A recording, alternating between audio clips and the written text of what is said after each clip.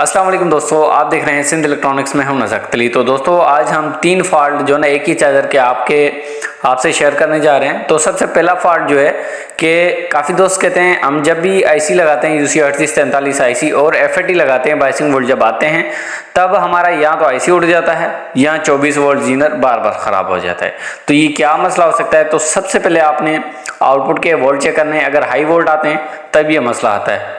तो सबसे पहले आपने चेक ये करना होता है कि आपने यूसी 3843 आईसी और 24 वोल्ट जीनर अच्छे तरीके से चेक कर लें और पीसी 817 को जो ना शॉर्ट कर लें आपस प्राइमरी साइड से, ठीक है ना। अगर फिर आउटपुट पे जो ना हाई वोल्ट आते हैं तो आपका फॉल्ट इनपुट पे है, अगर नहीं आते तो फिर आउटपुट पे।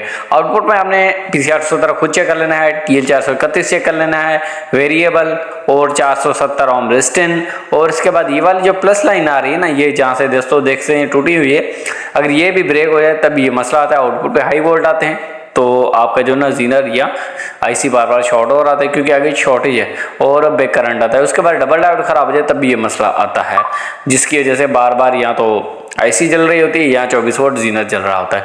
और उसके बाद दूसरा जो सवाल पूछा ज़्यादा जाता है वो है कि चॉपर हमारा बहुत ज़्यादा शॉर्ट करता है चार्जिंग के टाइम पे। सबसे पहले आपने ये पीएफ चेक कर लेनी है। अगर ये ठीक है, ये वाला कॉइल मस्ट खराब होता है तो आपने ये कॉइल चेक कर लेना होता है। और दूसरा ये कि चॉपर में अगर लूजिंग हो तब ये मसला आता है।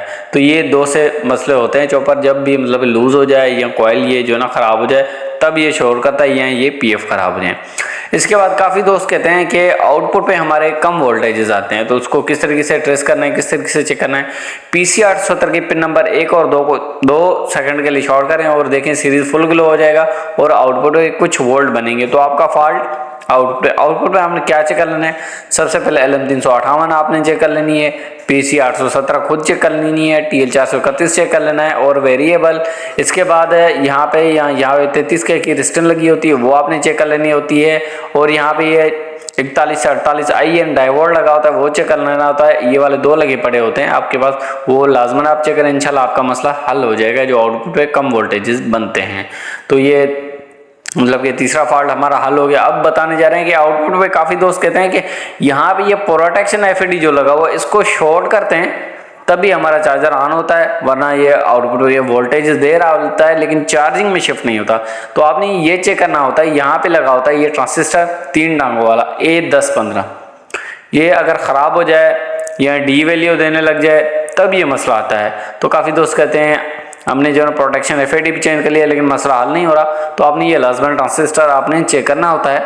इसके बाद हमारा जो चौथा जो ना 5वां मसला होता है वो है कि हमारा LM358 चेंज किया, BD 140 चेंज किया लेकिन फिर भी हमारा फ़ैन जो ना वावड़ा पे नहीं ऑन हो रहा। तो आपने ये जो रजिस्टर्स लगे हुए हैं BD 140 के पीछे लगे होते हैं तो आपने ये लाजमन चेक करने होते हैं। इसकी जो वैल्यू है ना वो इसी के बोर्ड के नीचे लगी होती है।